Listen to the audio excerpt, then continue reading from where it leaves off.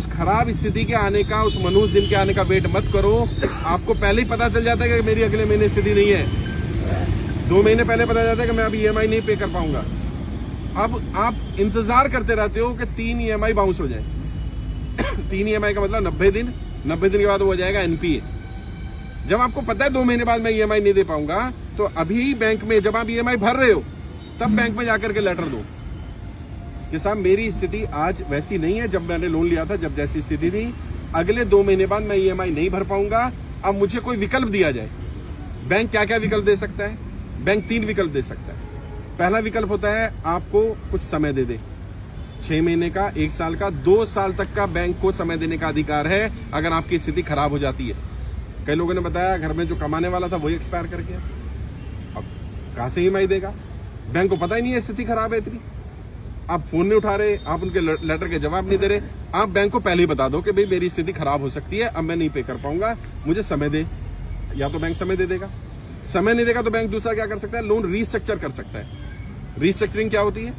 आपकी EMI को कम कर देगा। आपका तो मेरी सैलरी थी 50,000 रुपये महीना, मैं 30,000 रुपये महीना EMI भर पा रहा था आराम से। अब मेरी नौकरी छूट गई, या मेरी नौकरी नहीं है, या मेरी नौकरी की मेरी सैलरी कम हो गई, 25,000 रह गई, मैं 30,000 की EMI नहीं पे कर सकता।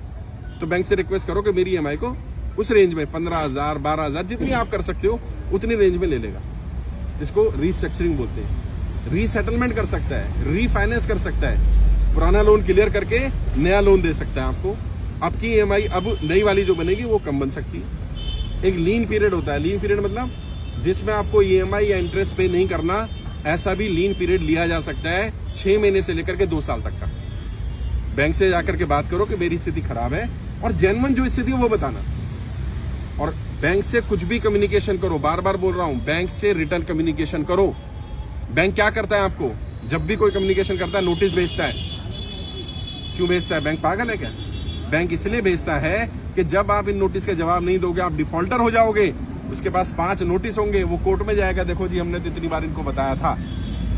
अच्छा तुम्हारे पास 10 होंगे तो जज तुम्हारी बात मानेगा कि देखो जी मैंने बैंक को बताया था मेरा व्यापार बंद हो गया है, मैंने बैंक को बताया था मेरी EMI नहीं दे पाऊंगा, मैंने बैंक को बताया था मेरा लोन रीस्ट्रक्चर कर दो, मैंने बैंक को बताया था मेरी EMI कम कर दो, मैंने बैंक को बताया था मेरे घर में कोई बीमार हो गया है, मैंने बैंक को बताया था कि मेरी स्थिति खराब हो रही है। बैंक को कोई सपना नहीं आएगा कि आपकी स्थिति आज खराब है, बताना पड़ेगा। अगर बताओगे तो बैंक आपकी बात सुनेगा। अभी गाड़ी में भी हम आ रहे थे तो एक व्यक्ति को बताया गया, उसने जाके बैंक में बात की, EMI जा रही है उसकी। उसने कहा जी मैं अगले महीने से पे नहीं कर पाऊंगा, मुझे कम से कम 2 साल का समय दे दो। बैंक ने कहा 2 साल का समय नहीं मिलेगा आपको, मैक्सिमम मैं 6 महीने का समय दे सकता हूँ। और वो कह रहा सर क्या करना है? मैंने 6 महीने मिल गए ना, पहले 6 महीने का ले ले। 6 महीने में जब 5 महीने हो जाए फिर जाकर के एप्लीकेशन लगाओ कि मेरी स्थिति अभी भी ठीक नहीं हुई। अगर नहीं हुई है, अगर ठीक हो जाए, ऊपर वाला करे, कोई काम चल जाए, कुछ हो जाए तो भरना शुरू कर दो। लगातार 3 इंस्टॉलमेंट बाउंस मत होने देना, क्योंकि अगर लगातार 3 इंस्टॉलमेंट बाउंस हो जाती है तो उसको NPA डिक्लेयर किया जा सकता है। ऑल्दो बैंक इतनी जल्दी NPA नहीं करता। कारण क्या है? सारे बैंक शेयर मार्केट में लिस्टेड है, और अगर किसी बैंक का NPA 18-20% से ज्यादा दिखने लगेगा तो उसके शेयर की वैल्यू कम हो जाएगी। तो इसलिए जल्दी से बैंक भी NPA डिक्लेयर नहीं करता। लेकिन लगातार 3 इंस्टॉलमेंट 90 दिन तक अगर आपके अकाउंट में कोई ट्रांजेक्शन नहीं होती है तो ये माना जाएगा कि आप डिफॉल्टर हैं। तो इसका इलाज क्या है? मान लो आपकी EMI है 20,000 रुपये महीने की, आप क्या करो 5,000 रुपये डाल दो। अभी क्या होगा? ट्रांजेक्शन हो गए अकाउंट में, और अपने अकाउंट में नहीं डालनी, लोन अकाउंट में डालनी है। हर एक का लोन अकाउंट नंबर अलग होता है और पर्सनल अकाउंट अलग होता है। आप क्या करते हो? आपके लोन अपने अकाउंट से ही किस्त कटती है तो आप अपने अकाउंट में पैसा डालो, अपने में मत डालो। अगर पूरी किस्त डालनी है तो अपने में डालो, अगर पार्ट पेमेंट डालनी है तो लोन अकाउंट में डालो। अब क्या होगा? उनकी स्टेटमेंट में आ जाएगा किसी ने 5,000 रुपये डाले। अब अगर कल को कोर्ट जाएगा बैंक कि आप डिफॉल्टर हो तो आप दिखा सकते हो, देखो जी अगर मैं डिफॉल्टर होता। सर अभी मेरी भी 3 किस्तें टूट चुकी हैं, मुझे फोन आ रहा है बार बार।